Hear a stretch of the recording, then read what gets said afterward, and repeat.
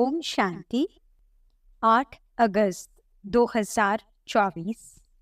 प्यारे मीठे बाबा के आज के मधुर महावाक्य। आज की मुरली के कुछ मुख्य पॉइंट्स। आज बाबा हमें समझाते कि हम बच्चों को गृहस्थ व्यवहार में रहते हुए बहुत युक्ति से चलना है। कभी किसी को नाराज नहीं करना है, परंतु पवित्र जरूर बनना है। अपनी बुद्धि को ज्ञान रत्नों से भरपूर रखना है। पैगंबर बन सबको बाप का पैगाम देना है। बेहद की वैराग्य वृत्ति द्वारा सब प्रकार के लगावों से मुक्त हो सच्चे राज ऋषि बनना है। तो चलिए सुनते हैं आज की बाबा की मीठी प्यारी मुरली। ओम शांति। बाबा कहते, मीठे बच्चे, बाप, टीचर और सतगुरु ये 3 अक्षर याद करो तो अनेक शिफ्टें यानी विशेषताएं आ जाएंगी। प्रश्न, किन बच्चों के हर कदम में पद्मों की कमाई जमा होती रहती है? उत्तर, जो अपना हर कदम सर्विस में बढ़ाते रहते हैं वही पद्मों की कमाई जमा करते हैं। अगर बाबा की सर्विस में कदम नहीं उठाएंगे तो पदम कैसे पाएंगे? सर्विस ही कदम में पदम देती है, इसी से पद्मा पदमपति बनते हो। दूसरा प्रश्न, किस राज को जानने के कारण तुम बच्चे सभी के कल्याणकारी बनते हो? उत्तर, बाबा ने हम बच्चों को यह राज समझाया है कि सभी की ये एक ही हट्टी है, यहाँ सबको आना ही है। ये बहुत गुह्य राज है। इस राज को जानने वाले बच्चे ही सबके कल्याणकारी बनते हैं। ओम शांति। इस राज को जानने वाले बच्चे ही सबके कल्याणकारी बनते हैं। ओम शांति। रूहानी बाप के रूहानी बच्चे ये तो हर एक जानते होंगे कि बाबा हमारा बाप भी है, टीचर भी है और सतगुरु भी है। बच्चे जानते हैं, जानते हुए भी घड़ी घड़ी भूल जाते हैं। यहाँ जो बैठे हैं वे जानते तो होंगे ना, परंतु भूल जाते हैं। दुनिया वाले तो बिल्कुल नहीं जानते। बाप कहते हैं, सिर्फ ये 3 अक्षर भी याद रहे तो बहुत सर्विस कर सकते हैं। प्रदर्शनी अथवा म्यूजियम में तुम्हारे पास बहुत आते हैं, घर में भी मित्र संबंधी आदि बहुत आते हैं। कोई भी आए तो समझाना चाहिए कि जिसको भगवान कहा जाता है वह बाबा भी है, टीचर भी है और सतगुरु भी है। ये याद हो तो भी ठीक, और कोई की याद न आए और कोई को तो ऐसे कह न सके। तुम बच्चे जानते हो हमारा बाबा बाप भी है, टीचर भी है, सतगुरु भी है। कितना सहज है। परंतु कोई कोई की तो ऐसी पत्थर बुद्धि है जो ये 3 अक्षर भी बुद्धि में धारण नहीं कर सकते, भूल जाते हैं। बाबा हमको मनुष्य से देवता बनाते हैं क्योंकि बेहद का बाप है ना। बेहद का बाप है तो जरूर बेहद का वर्षा ही देंगे। बेहद का वर्षा है देवताओं के पास। इतना सिर्फ याद करें तो घर में भी बहुत सर्विस कर सकते हैं, परंतु ये भी भूल जाने के कारण किसको बता नहीं सकते। घड़ी घड़ी भूल जाते हैं क्योंकि सारे कल्प के भूले हुए हैं। अब बाप बैठ समझाते हैं। वास्तव में ये ज्ञान बहुत सिंपल है, बाकी याद की यात्रा से संपूर्ण बनना, इसमें मेहनत है। बाबा हमारा बाप भी है, शिक्षा भी देते हैं, वर्षा भी देते हैं, पवित्र भी बनाते हैं क्योंकि पतित पावन बाप है। सिर्फ कहते हैं कि सबको यही कहो कि मुझे याद करो। बाबा की सर्विस में जरा भी कदम नहीं उठा तो वे फिर पदम कैसे पाएंगे? पदमपति तो सर्विस से ही बन सकते हैं। सर्विस ही कदम में पदम ले आती है। सर्विस के लिए बच्चे कहाँ कहाँ से भागते रहते हैं, कितने कदम उठाए जाते हैं, पदम तो उन्हीं को मिलेगा ना। ये भी बुद्धि कहती है पहले शूद्र को ब्राह्मण बनाना पड़े। ब्राह्मण ही नहीं बनाएंगे तो क्या बनेंगे? सर्विस तो चाहिए ना। बच्चों को सर्विस का समाचार भी इसलिए सुनाया जाता है कि टेम्पटेशन हो। सर्विस से ही पदम मिले हैं। सिर्फ एक बात ही सुनाओ जो दुनिया में और कोई नहीं जानते। बेहद का बाप बाप है, परंतु बाप का कोई को पता नहीं है। सिर्फ ऐसे ही गॉडफादर कहते रहते हैं। वह टीचर है, ये तो कोई की बुद्धि में नहीं होगा।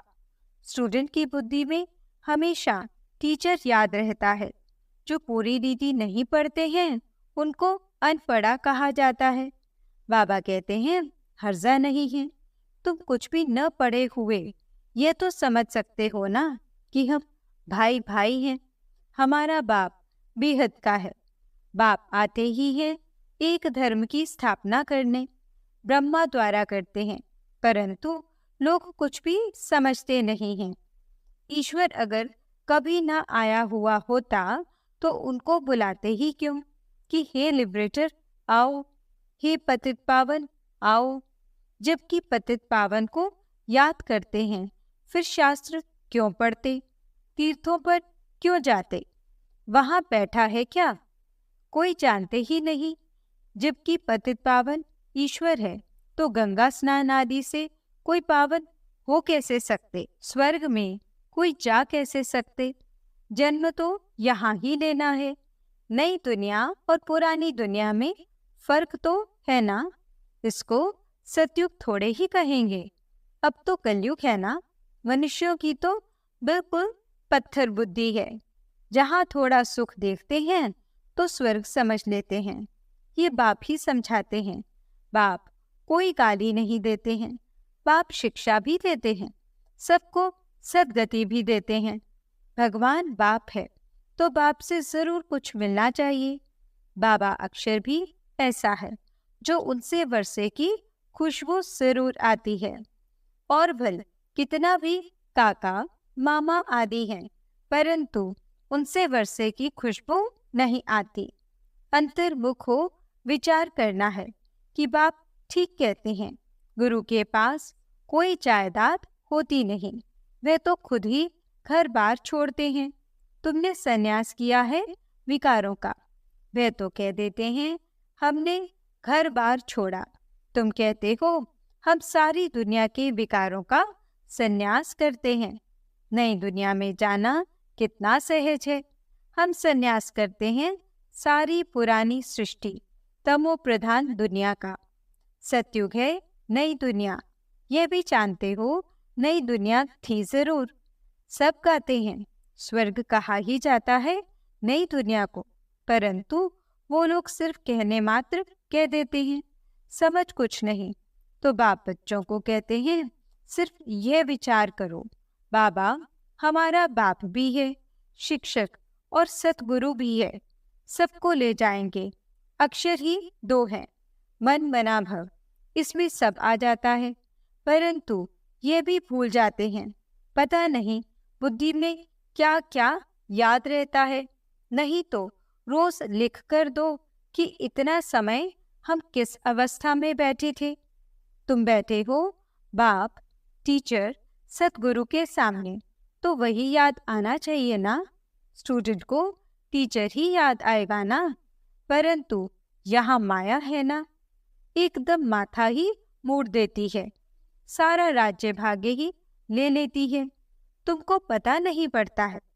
आए तो थे वर्षा लेने, परंतु मिलता कुछ भी नहीं। ऐसे ही कहेंगे ना, भल स्वर्ग में तो चलेंगे, परंतु वह कोई बड़ी बात थोड़े ही है। यहाँ आए भल, परंतु पढ़े नहीं, फिर स्वर्ग में तो जाएंगे ना। यहाँ तो बैठे हैं ना, समझते हैं स्वर्ग में जाना है, फिर क्या भी बने। वह तो पढ़ाई नहीं हुई ना, थोड़ा भी सुना तो उसका फल मिल जाता है। पढ़ाई से तो बड़ी स्कॉलरशिप मिलती है। बाप से ऊंचते ऊंच पद पाना है तो पुरुषार्थ करना पड़े। पढ़ाई याद होगी तो 84 का चक्र भी याद आ जाएगा। यहाँ बैठने से सब याद आना चाहिए, परंतु ये भी याद आता नहीं है। अगर याद आए तो किसको सुनाएं भी? चित्र तो सबके पास है। शिव के चित्र पर तुम कोई को सुनाएंगे तो कभी गुस्सा नहीं करेंगे।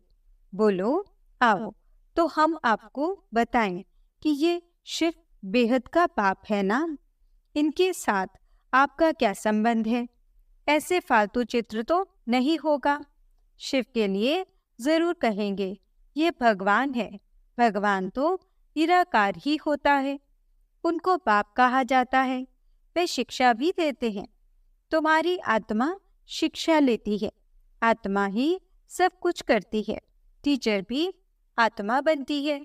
बाप भी इस रथ पर आकर पढ़ाते हैं, सत्युग की स्थापना करते हैं। वहाँ कलयुग का नाम निशान ही नहीं। मनुष्य कहाँ से आएंगे? सर्विसेबल बच्चों को सारा दिन ख्याल चलते रहते हैं। सर्विस नहीं करते तो समझा जाता है बुद्धि ही नहीं चलती। जैसे बुद्धू बैठे हैं, बाप को समझ नहीं सकते। पतित पावन बाप को याद करने से ही वर्षा मिलेगा। याद करते करते मरेंगे तो बाप की सब मिल्कियत मिलेगी। बेहद के बाप की मिल्कियत है स्वर्ग। बच्चों के पास बैच भी है। घर में मित्र संबंधी आदि तो बहुत आते हैं। कोई मरता है तो भी बहुत आते हैं। उन्हों की भी तुम बहुत अच्छी सर्विस कर सकते हो। शिव बाबा का चित्र तो बहुत अच्छा है। भल बड़ा ही रख दो, इसमें कोई कुछ कहेंगे नहीं। ऐसे नहीं कहेंगे कि यह ब्रह्मा है, यह है गुप्त। तुम गुप्त भी समझा सकते हो। सिर्फ शिव का चित्र रखो और सब चित्र उठा दो। ये शिव बाबा बाप, टीचर, सतगुरु है। ये आते हैं नई दुनिया की स्थापना करने और संगम पर ही आते हैं। ये ज्ञान तो बुद्धि में है ना। बोलो, शिव बाबा को याद करो और किसी को याद नहीं करो। शिव बाबा पतित पावन है। वे कहते हैं मुझे याद करो तो तुम मेरे साथ आकर मिलेंगे। तुम गुप्त सर्विस कर सकते हो। ये लक्ष्मी नारायण इस नॉलेज से ही बने हैं। कहेंगे शिव बाबा निराकार है, वे कैसे आते हैं? अरे तुम्हारी आत्मा भी तो निराकार है, वे कैसे आती है? वे भी ऊपर से आती है ना, पाठ बजाने। ये भी बाप आकर समझाते हैं। बैल पर तो आ न सके, बोलेगा कैसे? साधारण बूढ़े तन में आते हैं। समझाने की भी बड़ी युक्ति चाहिए। कोई कहते तुम भक्ति नहीं करते हो। बोलो, हम तो सब कुछ करते हैं। युक्ति से चलना होता है। किसको उठाने लिए सोचना चाहिए। क्या युक्ति रचे? कोई को नाराज भी नहीं करना है। गृहस्थ व्यवहार में रहते सिर्फ पवित्र रहना है। तुम कहते हो बाबा सर्विस नहीं मिलती है। अरे सर्विस तो बहुत कर सकते हो। गंगा जी पर जाकर बैठ जाओ। बोलो, ये पानी में स्नान करने से क्या होगा? क्या पावन बन जाएंगे? तुम तो भगवान को कहते हो हे पतित पावन, आओ आकर पावन बनाओ। फिर वे पतित पावन है या ये है? ऐसी नदियां तो ढेर हैं। बाप पतित पावन तो एक ही है। ये पानी की नदियां तो सदैव हैं ही। बाप को तो पावन बनाने के लिए आना पड़ता है। आते भी है पुरुषोत्तम संगम युग पर, आकर पावन बनाते हैं। वहाँ कोई पतित होता नहीं। नाम ही है स्वर्ग, नई दुनिया। अभी तो है पुरानी दुनिया। इस संगम युग का तुमको ही पता है और कोई समझ न सके। बाप तो अनेक प्रकार की सर्विस की युक्तियां समझाते हैं। बुद्धू भी न बनो। कहते हैं अमरनाथ पर भी कबूतर होते हैं, पिजन पैगाम पहुंचाते हैं। ऐसे नहीं, परमात्मा का पैगाम ऊपर से कबूतर लाएंगे। ये भी सिखलाते हैं। उनके पाँव में लिखकर बांधेंगे तो ले जाएगा। उनको सहज रीति दाना मिलता है तो और कहाँ भटकने की दरकार नहीं। तुमको भी यहाँ दाना मिलता है। तुम्हारी बुद्धि में है विश्व की बादशाही जो यहाँ से मिलती है। वे फिर समझते हैं दाना यहाँ मिलता है तो फिर हिर जाते हैं। तुम तो चैतन्य हो, तुमको अविनाशी ज्ञान रत्नों का दाना मिलता है। शास्त्रों में भी है चिड़ियाओं ने सागर को सुखाया। बहुत कथाएं लिख दी हैं। मनुष्य कहेंगे सत, फिर कहते हैं सागर से देवता निकले, रत्नों की थालियां भरकर ले आए। कहेंगे सत। अब समुद्र से देवता कैसे निकलेंगे? समुद्र में मनुष्य व देवता रहते हैं क्या? कुछ भी समझते नहीं। जन्म जन्मांतर झूठ ही पढ़ते सुनते रहते हैं। इसलिए कहते हैं झूठी माया। सच्चे और झूठे संसार में कितना रात दिन का फर्क है। झूठ बोलते बोलते इंसॉल्वेंट बन पड़े हैं। तुम कितना युक्ति से समझाते हो, फिर भी कोटों में कोई बुद्धि में बैठता है। यह है बहुत सहज ज्ञान और सहज योग। बाप, टीचर, सतगुरु को याद करने से उनकी शिफ्तें भी बुद्धि में आ जाएंगी। अपनी जांच करनी चाहिए। हम सब बाबा को याद करते हैं, वह और तरफ बुद्धि जाती है। तुम्हारी बुद्धि को अभी समझ मिलती है। कितनी मीठी मीठी बातें बाप समझाते हैं, युक्तियां बताते हैं। तुम कोई को बैठकर समझाएंगे, फिर तुम्हारे दुश्मन भी नहीं बनेंगे। शिव बाबा ही तुम्हारा बाप, टीचर, सतगुरु है। उनको याद करो। समझाने की युक्ति रचनी चाहिए। ब्रह्मा के चित्र पर बहुत पीछे पड़ते हैं। शिव का चित्र देख कभी उड़ाएंगे नहीं। अरे ये तो आत्माओं का बाप है ना, तो बाप को याद करो। इनसे बहुतों का फायदा हो सकता है। इनको याद करने से तुम पतित से पावन बन जाएंगे। वे सबका बाप है। एक बाप के सिवाय कोई की याद नहीं आनी चाहिए। और संग तोड़ एक संग जोड़ना है। यह है किसके कल्याण करने की युक्तियां। बाप को याद ही नहीं कर सकेंगे तो पावन कैसे बनेंगे? घर में भी तुम बहुत सर्विस कर सकते हो। बहुत मित्र संबंधी आदि तुमको मिलेंगे। भिन्न भिन्न युक्तियां रचो, बहुतों का कल्याण कर सकते हो। हट्टी तो एक ही है और कोई हट्टी है नहीं, तो जाएंगी कहाँ? अच्छा, मीठे मीठे सिकिलदे बच्चों प्रति माता पिता बाप दादा का याद प्यार और गुड मॉर्निंग। रूहानी बाप की रूहानी बच्चों को नमस्ते। हम रूहानी बच्चों की रूहानी बाप दादा को दिल व चांद सिख व प्रेम से नमस्ते नमस्ते नमस्ते जी। गुड मॉर्निंग बाबा। शुक्रिया बाबा। धारणा के लिए मुख्य सार। पहला पॉइंट, गृहस्थ व्यवहार में बहुत युक्ति से चलना है। कोई को नाराज भी नहीं करना है। पवित्र भी जरूर बनना है। दूसरा पॉइंट, एक बाप से अविनाशी ज्ञान रत्नों का दाना ले।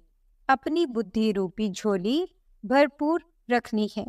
बुद्धि को भटकाना नहीं है। पैगंबर बन सबको बाप का पैगाम देना है। वरदान, बेहद की वैराग्य वृत्ति द्वारा सर्व लगावों से मुक्त रहने वाले सच्चे राज ऋषि भव। राज ऋषि अर्थात एक तरफ राज्य, दूसरे तरफ ऋषि अर्थात बेहद के वैरागी। अगर कहाँ भी चाहे अपने में, चाहे व्यक्ति में, चाहे वस्तु में, कहाँ भी लगाव है तो राज ऋषि नहीं। जिसका संकल्प मात्र भी थोड़ा लगाव है, उसके दो नाव में पांव हुए, फिर न यहाँ के रहेंगे न वहाँ के। इसलिए राज ऋषि बनो, बेहद के वैरागी बनो, अर्थात एक बाप दूसरा न कोई। ये पाठ पक्का करो। स्लोगन, क्रोध अग्नि रूप है जो खुद को भी जलाता और दूसरों को भी जला देता है। ओम शांति।